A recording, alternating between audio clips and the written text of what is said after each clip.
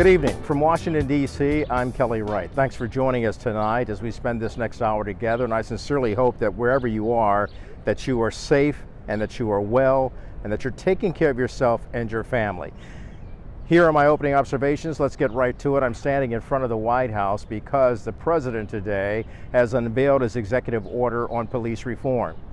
Now, many people, as you know, have been wondering what the president will do, and now that he's done it, many people will talk about the pros and cons of the executive order that he is choosing to implement. Also, it will take the act of Congress to get involved as well. The Senate, the House, Republicans and Democrats, conservatives and liberals must actively come together in bipartisan fashion to implement change that is so necessary and vital to change the racial injustice and to repair the breach, to heal the brokenness between police and the black community. And that means all of us will have to work together in order to effectuate positive change that will heal our land and heal our communities. You've often heard it said before that broken people break other people, hurt people hurt other people.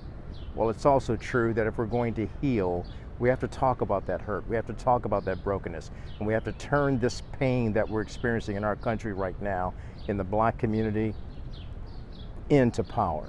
We can't allow it to be poisonous and seep in and keep us from achieving our greater good.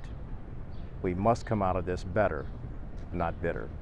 And those are my opening observations. Welcome back to the program. So joining me now is the former Deputy Commissioner of the Baltimore Police Department, as well as the Chief of the Baltimore Police, and that's Melvin Russell. And Chief, it's good of you to join me today. I'm still out here in front of the White House, where, of course, the President is unveiling or has unveiled his executive order on policing and police reform. In the context of what we understand, he is putting forth or setting forth at least an attempt to bridge the divide, if you will, and to repair the breach between police and the black community, going so far as to even meet with black leaders and some black family members who have been impacted by the racial injustice that we've seen and people dying at the hands of police or former police officers. Tell me, if you will, on the surface, what do you think has to go into play in repairing this breach? Well, obviously, he sits in the most powerful position to bring forth change. He's done that in this country, not all good. A lot of it not good. Matter of fact, I would go as far as to say we're in this position because of some things he has said in the past. But you know, use of force policy has to really be looking at across this country. Greater training, and not just checking off boxes, but training in the area of de-escalation. I would also say that one of the biggest things that prevents reform in policing is these incredible unions. Now, you know, I served in law enforcement for almost 40 years, and the FOP, Fraternal Order of Police, is one of the most powerful unions, probably of any union. Certainly in the state of Maryland, I think we have the most powerful one in the country. And so trying to get through that, trying to be transparent, trying to promote a culture. One of the things that has to be done is promote a culture within law enforcement, not just for community engagement, but also to let officers know and actually almost praise them for whistleblowing. You know, we live in this culture. I don't know how it is all over the country, but we live in this culture in Baltimore. It's where it originated. Stop snitching, right? Stop snitching, stop snitching. Snitches get stitches. Well, nobody practices that more than in a police culture because of that thin blue line, that code that we have, right? So that needs to be really promoted, and officers need to be protected, because officers are terrified to come against any of their comrades when they see something wrong. We always say, see something, say something. The last person that's going to say something is a police officer within a law enforcement agency, because you got to remember, they got to go out every day. They need backup. They need partners to survive. And as soon as they open their mouth, they become ostracized. So a lot of things have to go into this culture. And I will just say this, Kelly, and then I'll really give it back to you. I'm a very hopeful, peaceful, and optimistic person. I am curious to what number 45 is going to say today, because I remember in 2017 how he encouraged officers to be rough with suspects, to be rough with gang members. I remember that. don't be so nice.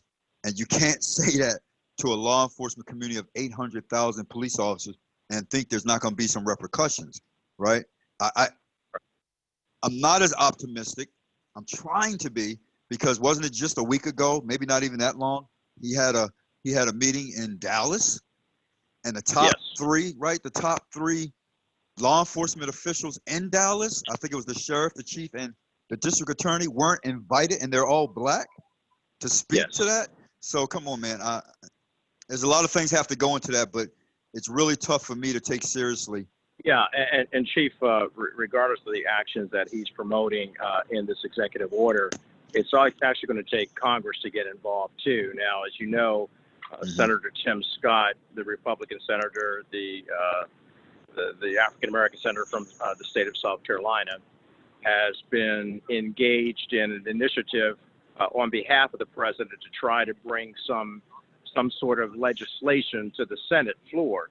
But it's really going to take Republicans and Democrats, conservatives and liberals to get on board on a firm foundation to increase the peace within our police and on our streets. Absolutely. If there was never an issue where we need to be bipartisan, where there not be a separation, where there can't be an aisle reaching across the aisle, we have to be one on this, right? There can't be any barriers. There can't be any boundaries about my position, your position. This should be only one position. What we're seeing that's transpiring and has been for years, if not centuries, across this country, and has become so blatant. I don't care where you sit, what position you sit in, you've got to say this is wrong, and we need to reform this. Not reform, not defund, but reform. I hear what you're saying, not defund, but reform. And some people are stating, like we know that in the executive order today, the president was saying that we should reach out to perhaps social workers, licensed clinical social workers. Is that feasible? Is that something that can help in terms of calling someone there? For example, what happened with Richard Brooks at the Wendy's parking lot there on Friday in Atlanta. Yeah. Could a social worker have intervened in that case, or a pastor, or someone who could have said, hey, brother, let me take your keys and take you home, as opposed to him not making it home at all because of the situation that escalated into his death? Right. Those are some excellent points, and I believe in partnerships. So bringing in social workers, bringing clinicians, partnering with faith-based. I think Kelly, one of the things I try to push that wasn't really embraced and supported, but we did it anyway with our private sector and community partners, was the chaplaincy, the largest one we built up in Baltimore City. We trained them. We built out an academy. We trained them. They went through some police training, and then we pushed them in the cars with police officers. And we targeted, I'm going to say targeted, the police officers that weren't that friendly or had had difficulty engaging the community. And so they became that neutralizer, meaning those chaplains. Here's trained clinicians, trained chaplains, people of faith in the vehicle. So when they got into a situation, a police officer got into a situation, he automatically thought twice before he reacted or acted upon a situation, because now he has a trained person in the car that's not of the law enforcement family, but there to protect not just him, but the community, to be that neutralizer and make sure things are done above board.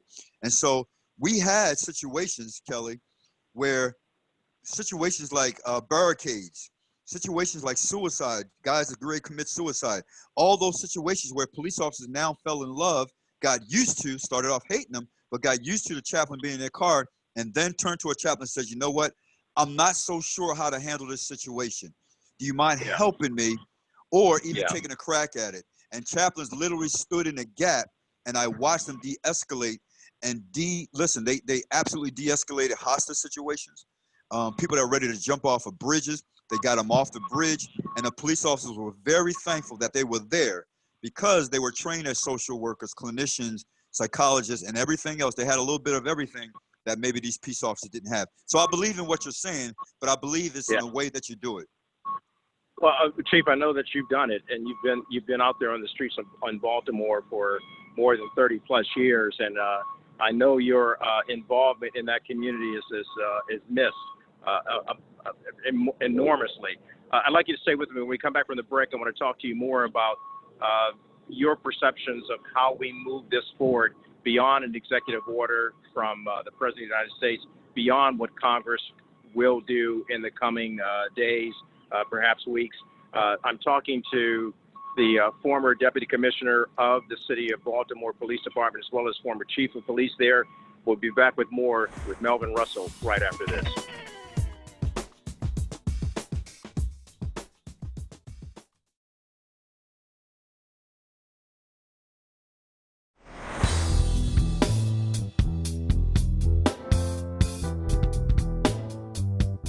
Welcome back to the Kelly Wright Show. I'm standing in front of the White House because the president has initiated his executive order on police reform.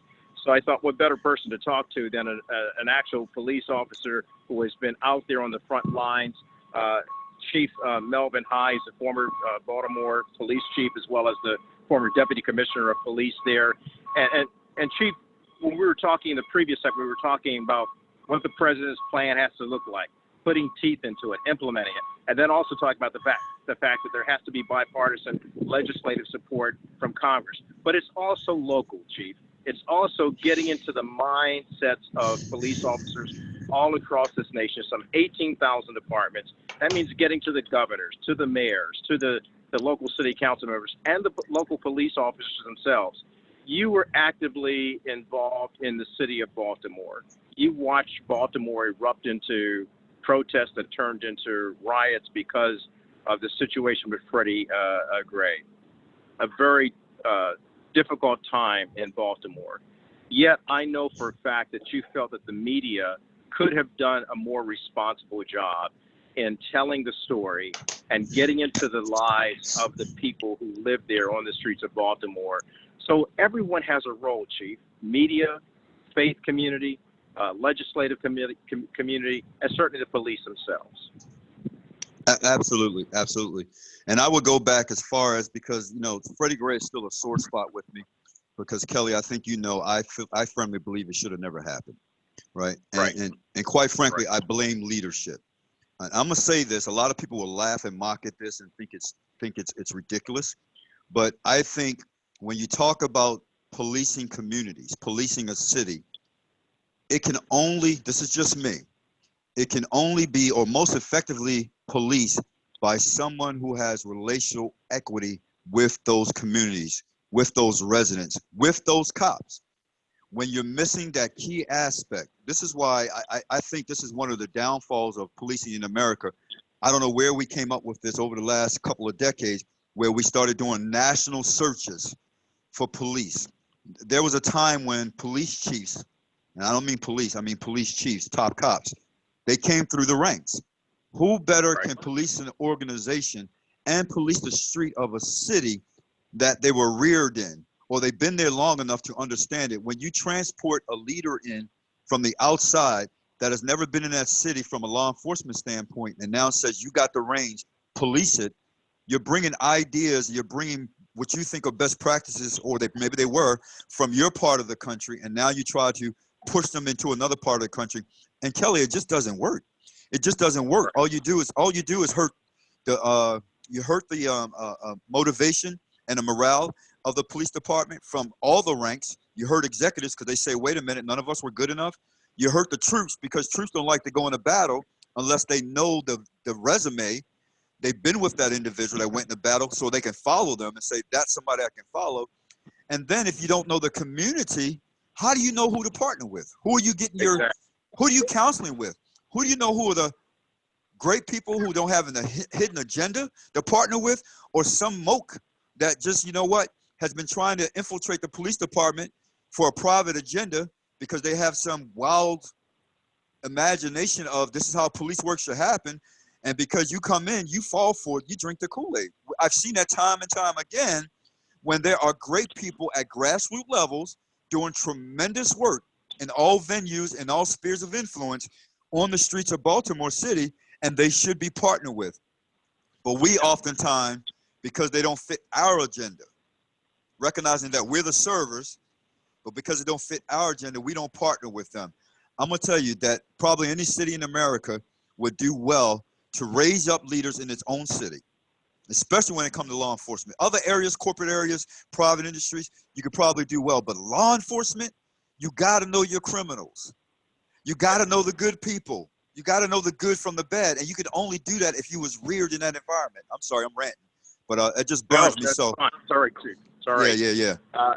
No, I hear you loud and clear, and I agree with you 100%. I talk to a lot of good cops, and the good cops are outraged with the bad cops. Yes. What's it going to take for those good cops to get the bad cops to stand down and root them out of the police system? Again, really simple. I talked about it earlier. Setting the climate where you let your troops know it is okay. As a matter of fact, as a mandate, as a matter of fact, we support you. If you see something, please say something. The culture is so strong in the Brotherhood of Blue that we don't speak against each other. I can't tell you how many years of my almost 40 years that I was ostracized and not spoken to because I turned to another police officers, both black and white. And the odd thing is, because of the systematic racism, even within policing, the black ones were dealt with that I turned on. The white ones were swept under the carpet.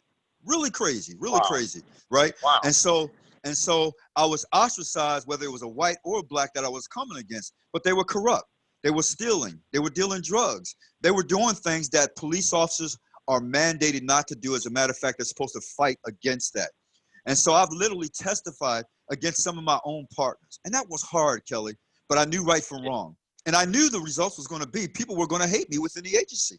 And so I paid that consequences. But I had to look in the mirror every night and say, hey, man, did you do the right thing? Hey, man, are you allowing this renegade police officer to continue to be a renegade because you're being like the masses and not saying anything? So I spoke against a lot of police officers. I've testified against almost a half dozen police officers in local and federal court. Some of them were like my sons, my brothers, and my sisters. And that was difficult, Kelly.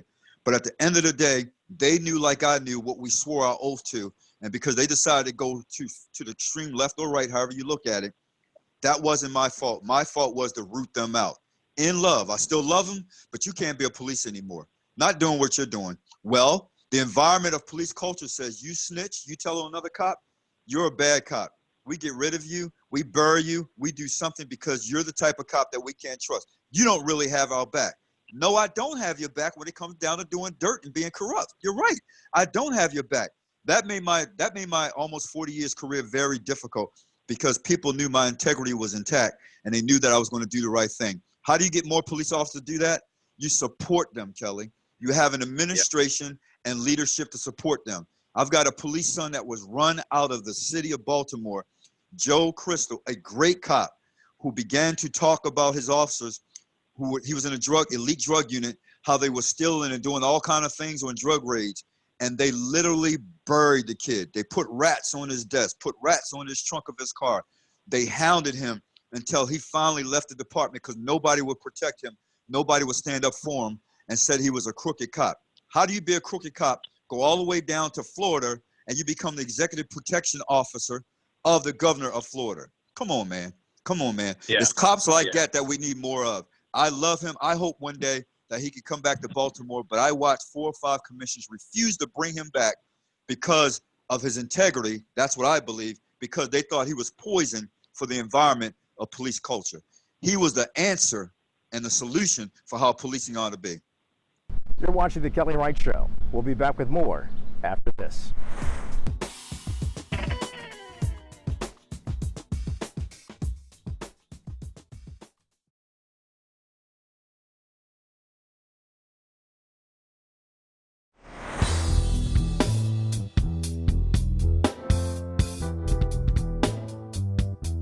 Indeed. And Chief, thank you for your courage through all these years. And I just have to reflect on the fact that if someone had been thinking like you were, any of those 3 police officers who were there with Officer Derek Chauvin as he held his knee on the neck of George Floyd, if someone had had the courage and the bravery and the integrity of just humanity, the human heart, they could have stepped in and intervened, and George Floyd would still be alive today.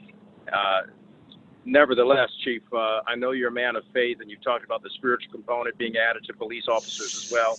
How do we heal as a nation from your perspective? Yep. So I hear a lot of people say, because first of all, there are still two very different points of views, and it is clear as black and white, right? And so I think we have to really begin to operate in a spirit of love and help one another understand each other. We have a great problem in this country, and in law enforcement is no different. We have a real big problem in listening to each other, right? We like to just talk and speak our point of views. If we're listening, we're doing it not tentatively. We're just waiting for you to shut up so we can get our point of view across. We have to be able to come to the table together and absolutely listen to each other's side of the coin, because we both have different sides. And then be man enough and woman enough to say, what is the right thing that we need to be doing in our city, in our communities, in our country? What are the right things? And then collectively get behind those things, whether you're black, white, whether you're a legislator or somebody who pushes a garbage can, it doesn't matter. Until we learn to come together, this hatred, we're going to continue to be divisive. And as long as people continue to say stupid things like, I could listen. I can remember when Obama was in office, President Obama. I can't tell you how many stories that people came running to me would tell you of white officers who was telling just horrific things about Obama. You know, this N-word in office. Oh, here we go. We're going down the N. And these black officers who overheard it were too fearful to say anything. They didn't want to say anything. And I would just hope, please let me hear it, because then I would try to work on their behalf. And they said, please don't say anything, because I'm the one who will get blackballed. So my hands almost became tied. So until we can listen, stop being fearful of one another, because nobody's got power over another human being, and just say, listen, let's put our cards on the table, man. We've got one dirt ball to live on this planet Earth, and we got to share these communities together. And if we're going to share them effectively together, we got to learn to understand each other. Martin Luther King said this, and I believe someone said it before him. The only reason people hate each other and don't understand each other is because we don't communicate. And that's absolutely right. We don't communicate, and because we don't communicate because we don't talk, and we don't talk because we don't understand each other. Until we can come to the day where we can sit down and reach our hands across the aisle and say, brother, sister, let's sit down and talk about this. Until we can get leaders in position from both sides of the aisles, Democrat, Republicans, Tea Party, independents, and let us sit down and God dang it, we know what's right and we know what's wrong. There's some things that we're going to not agree on. It's okay to agree to disagree. But there's some hardcore bottom line stuff that's going on in America, that's vastly going on in these cities, that's horrific, that every last one of us should emphatically be agreeing on and be able to change some things that's happening in America. Chief, I appreciate you. Chief Melvin Russell, former Deputy Commissioner of Police in Baltimore, former Chief of Police there as well. Your work speaks for itself, and do me a favor, always come back on this show and talk to us, because we need your information and your inspiration to put out there so that we can heal, and that's what we're seeking on this program. So I appreciate you so much, sir. God bless you. God bless you. Love you, Kelly. My love to the family. All right. We'll be back with more after this.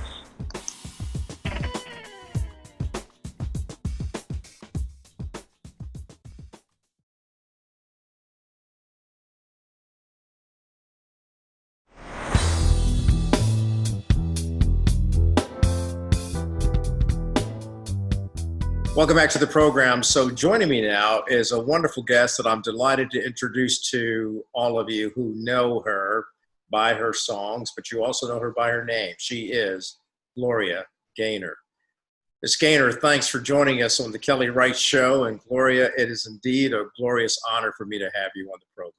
Thank you. It's my great pleasure to be here. I want to update everyone, or perhaps you could update us, because you recently received a Grammy for your gospel album. Tell us about it, please. Well, I've been wanting to do a gospel album, sing gospel music in general for many years, but I had management who didn't think that that was something I really should do. They were more interested in the money aspect and didn't think that I could, it was viable. And so we kept putting it off telling me, well, you know, we're going to work on this Grammy. We're going to try to get a Grammy. Once you get a Grammy, then maybe you could do what you want to do, blah, blah, blah. And as it turns out, I didn't get a Grammy until I did the gospel. And so that really actually basically told everyone, I'm out to do this gospel album. I'm called to do this. And as a result of that, seems like God gave you the ultimate reward for your music. Absolutely, absolutely. And it's very exhilarating and, as you say, very rewarding. And like I said, it's something I've been wanting to do for many years. I am a Christian and I'm very strong in my faith. And I know that Jesus is the answer for the world today. Isn't that a song? That is a song. Indeed it is. Andre Crouch. Yes. Absolutely.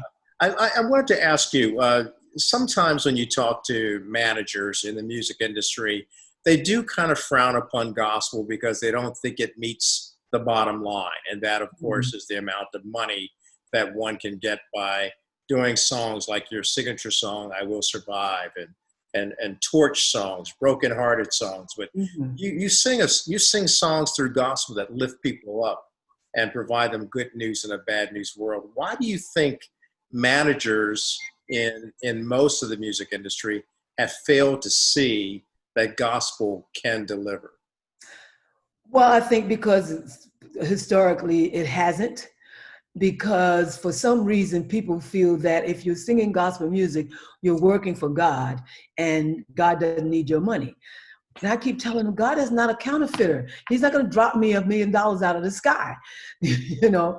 But that's a general consensus.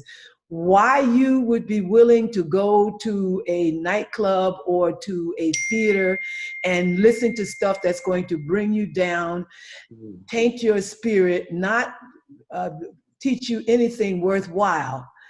Why you would rather spend your money on that than something that's going to uplift, empower, encourage you is completely beyond me. I don't get it. Yeah, I hear you now. None of that is my source. That's what he didn't understand. None of that is my source. I make money singing secular music. I can make money singing gospel music, but whether I make money singing secular music or gospel music, God is going to see to it that I have what I need by one way or another. He has every means available to him. He doesn't need me to do anything specific in order to take care of me financially. Yeah, exactly. And the repertoire keeps going on and getting stronger and stronger. Hey, everybody, I'm talking to Gloria Gaynor. I Will Survive, Never Can Say Goodbye, Grammy Award winner. When we come back, we're going to talk to her about what's next for her and how she's looking at the contemporary issues that we face in this day and how her music perhaps paves a way for us to have not just a break from it, but to sit back, analyze it, and keep on getting up to not only survive, but overcome. Back in a moment with Gloria Gaynor after this. Back to day one, where you drenched my heart in the water and I felt love.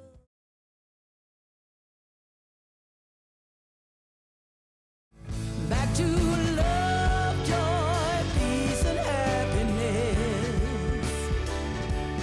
where you gave. So I'm still talking to Gloria Gaynor, and Gloria, with your song "I Will Survive," you've been able to use that song to help people in a number of areas where surviving is so important, particularly in the arena of domestic violence. Yeah. But you've got a new message out that has a twist to it, in that not only you're talking to the victims, but you're also talking to the abusers. Yes. Please tell me about that. That's important. Well, I had done a program for an organization that was doing a thing for people suffering from domestic violence. And I thought afterwards that something needs to be said to the abusers. So I did a video myself, and it is an appeal, trying to help them recognize that, you know, I understand and other people understand that sometimes this isn't something you really want to do, but something in your past, maybe you were abused yourself, and hurt people hurt people. Yeah. So if this is your thing, if this is what is going on with you, and you've tried to stop it, and you don't know why you do it, but you find yourself helpless to quell or control your anger in different times, and you end up harming your family, recognize that this is not coming from your heart, because your heart is only created to love. This is coming from somewhere outside of you, and you need help with that. And so I offer in the video, I offer some help, and I'm hoping that that people will get something from it and be able to curtail this. You know, I'm so delighted that you're doing that. And let me tell you why. Because we talk to a lot of mental health experts on this show all the time. And in the midst of this COVID-19 pandemic, with a lot of people being told they have to stay at home, not being able to go outside, what about those particular families that are already in a situation of domestic abuse, and now they have to stay there? So your message to the abuser, I think, is just right on point, because they need to be spoken to as well about how they can dial back their anger, manage their anger, so their anger doesn't cause them to do something wrong to hurt their family. Just like you mentioned, that's a brave and bold initiative that you're doing there, Gloria Gaynor, and I thank you for that, because all of us, whether we're in abusive situations or not, need to hear that, because it helps us, I think, reach out to those abusers as well. And I know a lot of people in domestic abuse and domestic violence situations would not like that message. But the point is, if we don't talk to them, what's the alternative? Exactly. Yeah. Like I say, I think some of them do find themselves just unable to control it.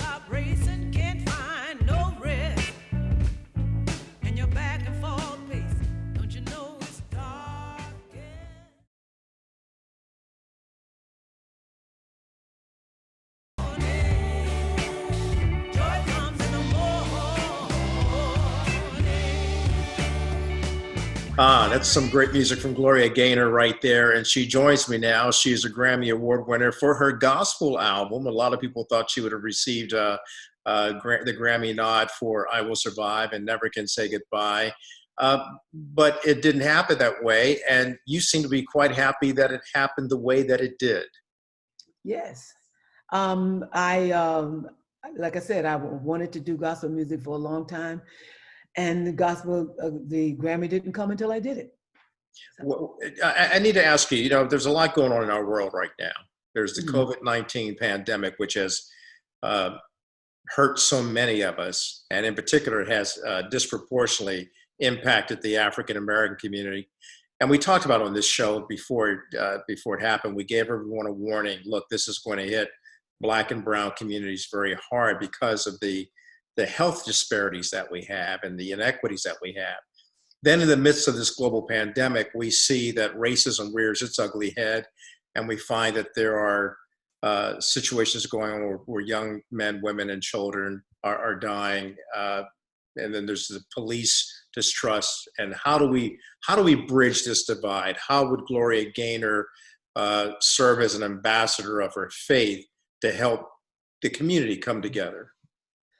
Well, I put something on Facebook yesterday, and what I was doing was calling policemen themselves to help in this thing, because I understand that there's only a very small percentage of policemen who are seeking out and purposing to harm or to kill Black men. But then the others, as I said in my post, if you see your brother doing something wrong and you don't call him on it, you become complicit in his actions. So it's my belief that it is up to the policeman, the good policeman, to weed out those bad ones, because they make them look bad and make it almost impossible for them to do their job when every time they try to do something in the community, 99% of the community is looking at them with distrust and fear and even hatred. So they need to do that. We can't do that. They need to do that. And they need to understand that, well, search their hearts and determine whether or not this blue brotherhood is so all important that it's okay for them to do harm to their fellow man, the people that they're supposed to be trying to serve and protect. That's well said, Gloria. In fact, you remind me of an officer in the DC area who said pretty much the same thing, that if you see that your partners are not acting right, you've got to tap them on the shoulder and say, back off of this situation, because you're making it bad for all of us. And he also, to your point, he went on to say that we have to be about the business of being our brothers and sisters' keeper. Yes. We can't really engage in killing people. We've got to engage in helping people. And he said there's a lot of good police officers, but the few bad ones that we have, it really does make things look bad for all of us. So to your point, well said, Gloria Gaynor. From your ministry standpoint, I know you're not silent about reaching out to touch lives. What would be your advice to bringing blacks and whites together? Because certainly your music did it. A lot of people would get on the dance floor and dance to Never Can Say Goodbye, I Will Survive. What do we need now to bring the races together, in your opinion? Well, first of all, man was not ever meant to govern himself. He's incapable. He's too self-centered. He's too prone to going to what feels good and what's best for me at the moment, instead of looking ahead and seeing the big picture. And it's very difficult to see the whole picture when you're in it. Okay, so we need to look to God. And the first thing we need to recognize is that Christ came to save the world. God sent his only begotten son to die for the world, not part of the world, not just the black people of the world, not just the white people of the world, but for the world. If we are all good enough for him, surely we are good enough for each other. We have all been created in the image of God and are worthy of the dignity and respect that he created us to have. Each one of us is worthy of that. So what an affront it must be to God to have one of us look at another one as if we're not worthy of their respect and worthy of dignity. It has to be an affront to him. So I don't know about you, but I'm a little bit afraid of angering him. You know what I'm saying? So we need to first look at that. We are all worthy of the dignity, and we need to be treated that way. That's the first thing. And then we need to have a conversation. We need to have a conversation. And when you have a conversation, you can't just be sitting there waiting for the noise to stop on the other side of the table so you can say what's on your mind. You have to be not only hearing, but listening and trying to imagine what that other person is thinking and feeling by what is going on. And once you've done that, perhaps you can have some empathy for the other person and come to some conclusions and come to some answers as to what needs to be changed, how you need to change. And you need to go in thinking what I need to change. Never mind thinking so much what the other person, if each one is thinking what I need to change, Michael Jackson said, I'm looking at the man in the mirror. Come on. Okay? Yeah. You need to look at the man in the mirror. What have I done to make this bad? What can I do to make it better? About that name. And if you haven't heard it yet, then your whole world about to change. I'm talking about love. There is a mountain for you to run to, where there's a rock that will shelter you. Gloria, this is great. We could talk all day long. I know you've got things to do. What's next for Gloria Gaynor? Where can we hear you, see you, find you? Well, you can find me on gloriagaynor.com. You can find me on all of the social media outlets. You can find my music on all of these streaming outlets and on YouTube, and you can see videos of me on YouTube. I'm going to do my documentary on my life very soon, and really looking forward to doing that. I'm spilling all the beans, telling everybody. I always say everybody has a bestseller if they just tell the whole truth. And what will the documentary be called? I don't know yet. I haven't come up with that yet. But I'm also writing a book, hoping to share the wisdom of my years with young people. And there's a lot in there for people that are as old as I am, because, you know, a lot of people don't gain a lot of wisdom through their years. And I think I've been blessed, and at least I've been told that I've been blessed in that way, and which is why I'm you know, purposing to do this book. And, Yeah, I'm grateful for you, and you are welcome on this show anytime. thank you. I know you've Don't been forget to tell your readers to, your listeners to tune in for my cooking show that I'm doing with Glenn Rolnick of I can't forget the name of the restaurant, Carmine's. Carmine's yes, Restaurant. Carmine's, here in New York City. Yeah, of We're course. going to be very soon now doing a cooking show on Instagram. Wow. Yeah, so we're looking forward to that. Wow. And this You're Thursday, making me hungry. yeah. This Thursday, I don't know how many, when this is going to go out, but this Thursday, I will be doing a Instagram live call to prayer. I did one last Thursday. I'm going to do another one. And I don't know how long I'm going to be doing this, but as long as the Lord tells me, I'm going to do Excellent. it. We need to come together and pray. We do. What time on Thursday? Noon. Noon. Okay. Noon New York time. Noon. All right. Eastern All right. We time. need it. We need it now more than ever. Absolutely. Gloria Gaynor, love you so much. Always loved your music. Now I love the person that you are, and the person that you're helping people become by trusting in God and having faith, and not being shy about it either, I might add. Yeah, no. That's good. Not shy. That's good.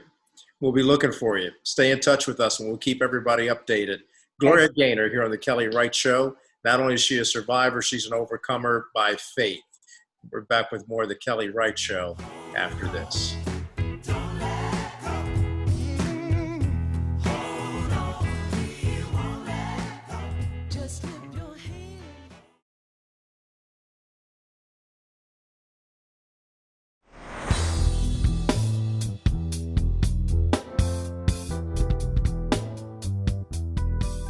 Welcome back, and now for my final word. We will continue to follow the developments of the executive order that the President is implementing to effectuate police reform. We must continue to follow what Congress chooses to do along those same lines. And also, while that's important, it's very critical that we, the people, learn to stand together in every situation to overcome the things that affect our country in a negative way. We must choose to come out of this, as I stated earlier, better, not bitter.